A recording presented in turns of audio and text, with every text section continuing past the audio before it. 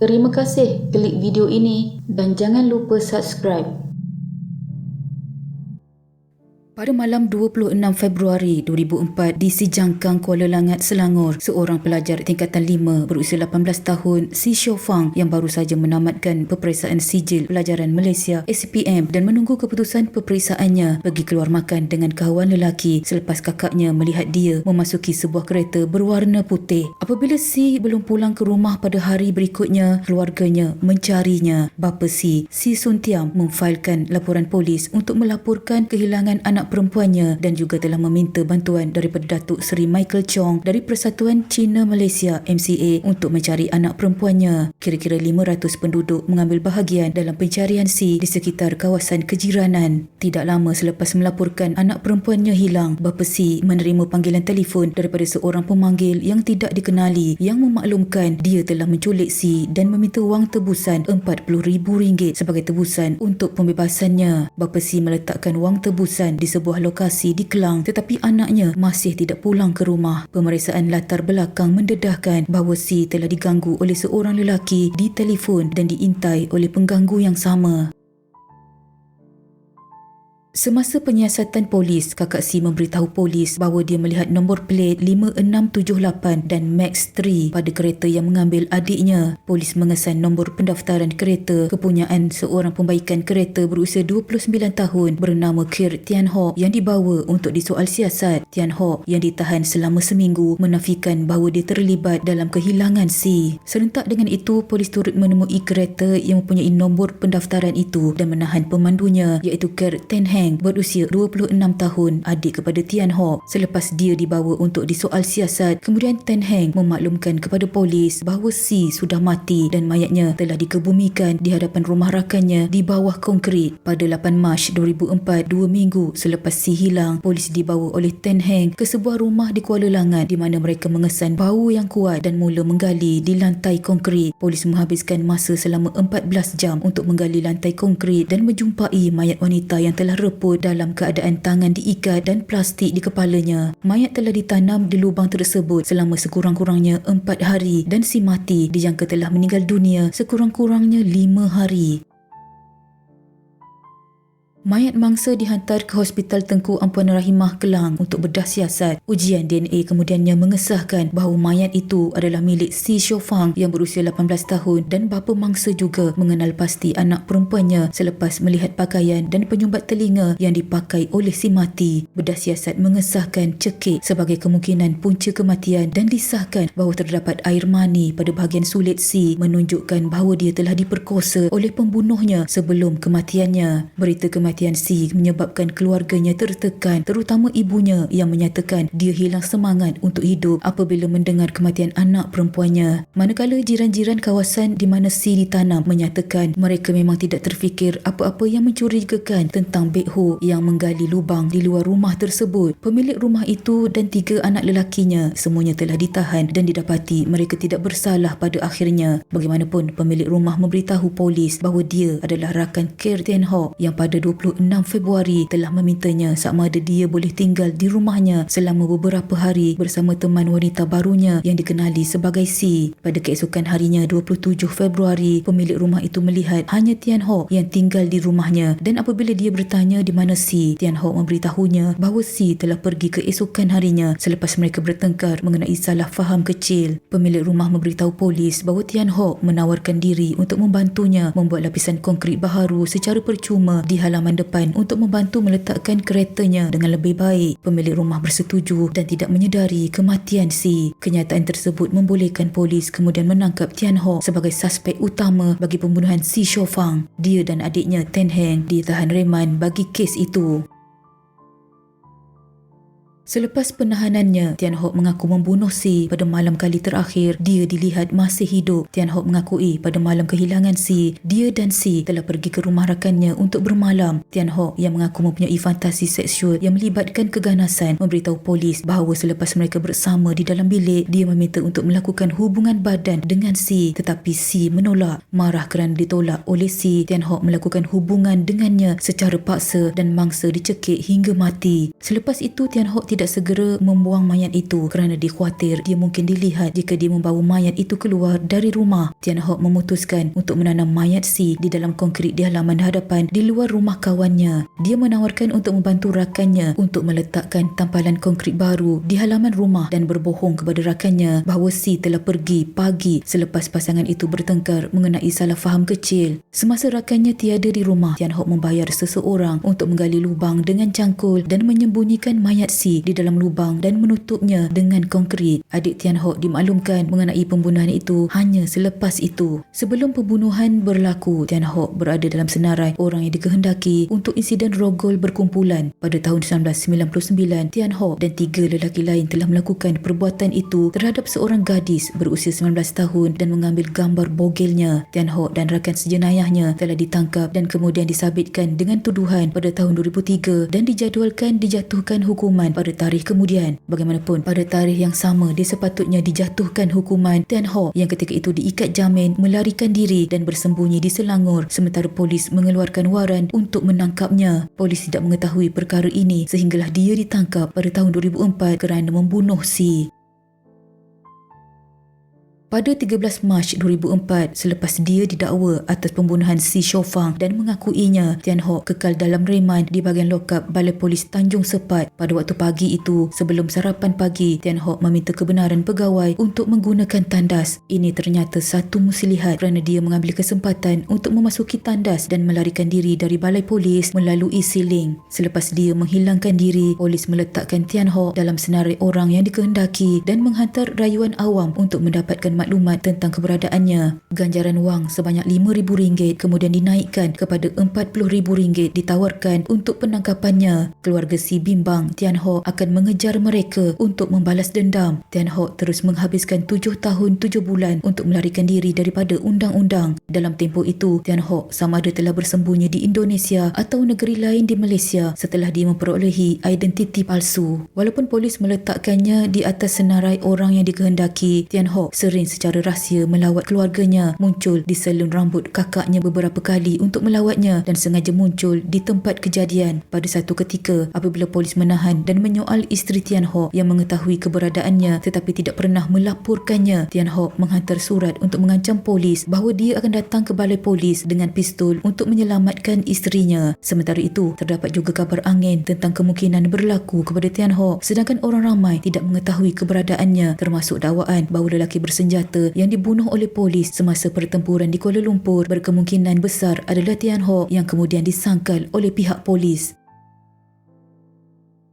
Pelarian Tian Hock menyebabkan Tan Heng menjadi suspek yang tinggal menunggu perbicaraan untuk pembunuhan C. Walaupun Tan Heng dibicarakan pada akhir tahun 2007 atas pembunuhan itu yang ditangguh selama 3 tahun, dia dibebaskan pada 24 Januari 2008 oleh Hakim Datuk Zaharah Ibrahim selepas hakim memutuskan bahawa pihak pendakwaan telah gagal untuk menubuhkan kes prima facie terhadap Tan Heng dan tidak ada penlibatan jelas Tan Heng dalam pembunuhan C. Bagaimanapun, selepas pembebasannya, Tan Heng sekali lagi didakwa dan ditahan atas pertuduhan rogol yang tidak berkaitan. Tidak lama selepas Tan Heng dibebaskan, Timbalan Pendakwa Raya Badius Zaman Ahmad berkata dalam laporannya kepada Jabatan Peguam Negara mengesahkan bahawa tidak akan ada rayuan terhadap pembebasan Tan Heng. Ini kerana keterangan terhadapnya tidak mencukupi untuk membuktikan tanggungjawabnya di sebalik pembunuhan itu dan tiada sampel air mani atau sampel DNA yang dikumpul sepadan dengan profil DNA Tan Heng. Pada Februari 2008, hampir 4 tahun selepas Tian Hock melarikan diri, keluarga Si telah didekati oleh media. Bapa Si memberitahu wartawan bahawa dia tidak lagi mempercayai sesiapa termasuk polis, kerajaan atau media dan keluarganya masih bersedih untuk anak perempuannya. Bapa Si berkata bahawa dia kecewa apabila Tian Hock yang secara peribadi diserahkan kepada polis melarikan diri dan Tan Heng tidak menghadapi hukuman gantung atas pembunuhan anak perempuannya, walaupun ia adalah satu kelegaan kecil apabila mengetahui Tan Heng berada di penjara kerana kesalahan merogol. Keluarga Si terpaksa berpindah dari rumah keluarga mereka di Sungai Jenjarum ke Taman Melati di Jenjarum 3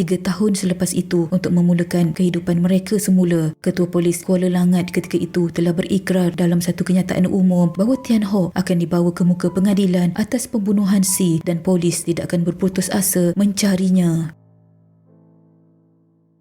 Pada 14 Oktober 2011, polis menahan 2 suspek kerana mencuri kenderaan di Masai Johor dan semasa mereka menyiasat kes itu, ternyata salah seorang daripada 2 suspek ini adalah Tian Hock yang menjadi buruan polis. Penahanan semula Tian Hock menamatkan tempoh 7 tahunnya melarikan diri daripada undang-undang. Pada masa ditangkap, dia pada mulanya cuba melepaskan diri dengan memperkenalkan dirinya sebagai Gan Wei Chen, tetapi kad pengenalannya ternyata palsu. Selepas penahanannya, Tian Hock yang mendakwa menghidap kanser telah dibawa ke mahkamah untuk didakwa atas kesalahan membunuh dan melarikan diri daripada tahanan polis. Untuk mengelakkannya daripada melarikan diri lagi, pegawai bersenjata telah ditugaskan untuk mengiringi dan mengawal semasa kemunculannya di mahkamah, di mana dia membuat muka menyindir wartawan semasa mereka mengambil gambarnya. Semasa penahanannya, Tian Hock telah dibawa ke Hospital Kajang untuk rundingan perubatan dan pada satu ketika dia hampir melarikan diri daripada polis sebelum mereka menangkapnya semula. Tian Hock telah ditahan reman atas pertuduhan membunuh yang membawa hukuman mati, tetapi dia menghadapi perbicaraan terlebih dahulu untuk pertuduhan yang lebih ringan, iaitu melarikan diri daripada tahanan kehakiman, dan dia mengakui pertuduhan tersebut dan dijatuhi hukuman maksimum 2 tahun penjara atas kesalahan ini. Tian Hock juga mendakwa kepada mahkamah bahawa dia telah merasuah 2 pegawai polis untuk membenarkannya melarikan diri dari penjara tempat dia direman pada tahun 2004 dan meminta kelonggaran kerana dia mempunyai 5 anak untuk diberi makan. Tian Hock mendapat kebenaran untuk memfailkan aduan terhadap 2 anggota polis yang didakwa menerima rasuah daripadanya sebagai pertukaran untuk kebebasannya.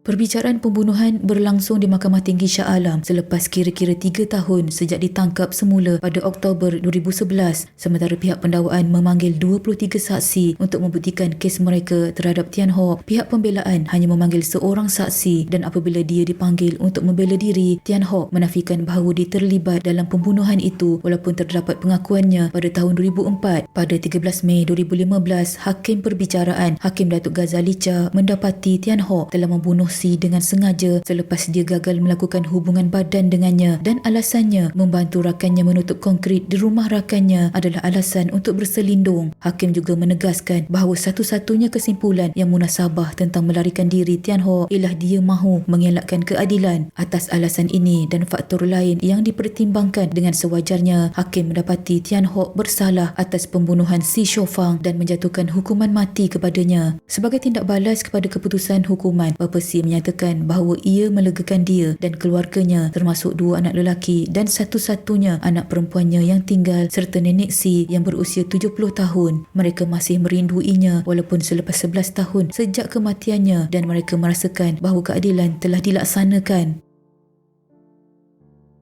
Pada 28 Januari 2016, Mahkamah Rayuan sebulat suara menolak rayuan Ker Tian Hock selepas panel 3 hakim yang diketuai oleh Hakim Datuk Tengku Maimun Tuan Mat membuat kesimpulan bahawa Tian Hock mempunyai niat untuk membunuh Si Shofang dan mendapati bahawa tiada kesilapan mengenai bahagian hakim bicara dalam mensabitkan Tian Hock kerana membunuh Si. Selepas Mahkamah Rayuan menolak rayuannya terhadap hukuman matinya, jalan perundangan terakhir untuk Tian Hock merayu ialah di Mahkamah Persekutuan Malaysia, mahkamah tertinggi Malaysia. Bagaimanapun, pada 6 Disember 2016, Mahkamah Persekutuan menolak rayuan akhir Tian Hock dan mengekalkan hukuman matinya. 2 tahun selepas Tian Hock kalah dalam rayuannya di Mahkamah Rayuan semasa dia masih dipenjarakan di hukuman mati, Kerajaan Malaysia mengumumkan pada Oktober 2018 bahawa mereka akan memansuhkan hukuman mati. Hukuman mati mengikut budi bicara dan ia tidak lagi menjadi mandatori untuk semua kesalahan. Hukuman mati mandatori akhirnya dimansuhkan pada April 2023 dan 936 daripada lebih 1,000 orang yang tinggal di hukuman mati telah merayu untuk mengurangkan hukuman mati mereka di Mahkamah Persekutuan Malaysia. Ker Tian Hock adalah salah seorang daripada 936 panduan hukuman mati yang merayu untuk menjatuhkan hukuman semula. Permohonannya didengar Mahkamah Persekutuan pada 9 Julai 2024. Semasa pendengaran rayuan Tian Hock, Peguam Bela Hasnah Hamzah berhujah bahawa pembunuhan Si bukanlah antara kes pembunuhan rarest of rare di mana hukuman mati pastinya diberikan. Hasnan berhujah bahawa Tian Hock menyesal dan telah beralih kepada Islam dan menumpukan dirinya kepada kepercayaan barunya. Dia bukan lagi lelaki yang sama yang telah membunuh dengan kejam 20 tahun lalu dan dia berhak mendapat peluang kedua. Bagaimanapun, pihak pendakwaan yang diketuai oleh Timbalan Pendakwa Raya Roshan Karti berhujah bahawa hukuman mati harus kekal dalam kes Tian Ho dengan menyatakan bahawa kelakuannya adalah menyedihkan dan tidak berperi kemanusiaan dan terdapat perancangan di sebalik pembunuhan dan pengebumian C. Roshan menegaskan bahawa impak kepada keluarga C sangat dahsyat sehingga pada tahun 2008 setiap laporan berita bapa C memberitahu akhbar bahawa kehidupan keluarganya tidak pernah sama lagi selepas kehilangan C. Ringkasnya, pihak pendakwaan menggesa mahkamah mengekalkan hukuman mati demi keselamatan dan pencegahan awam. Akhirnya, Mahkamah Persekutuan berpihak kepada pihak pendakwaan dan mereka memilih untuk menolak permohonan Tian Ho untuk menjatuhkan hukuman semula dan mengesahkan hukuman matinya menyebabkan Ker Tian Ho berusia 50 tahun kehilangan peluang terakhirnya untuk mengelak daripada hukuman gantung. Sehingga 2024, Ker Tian Ho kekal dalam hukuman mati dan menunggu masa hukuman yang belum dijadualkan. Pembunuhan Si Shofang dikenali sebagai salah satu kes pembunuhan paling terkenal di Malaysia sejak beberapa tahun kebelakangan ini sehingga kini. Ia telah dibincangkan pada tahun 2020 berdasarkan persoalan sama ada Malaysia perlu memansuhkan hukuman mati atau tidak. Persoalan yang kerap bermain di minda kami, adakah kerajaan membuat keputusan yang tepat memansuhkan hukuman mati mandatory ini? Sekian.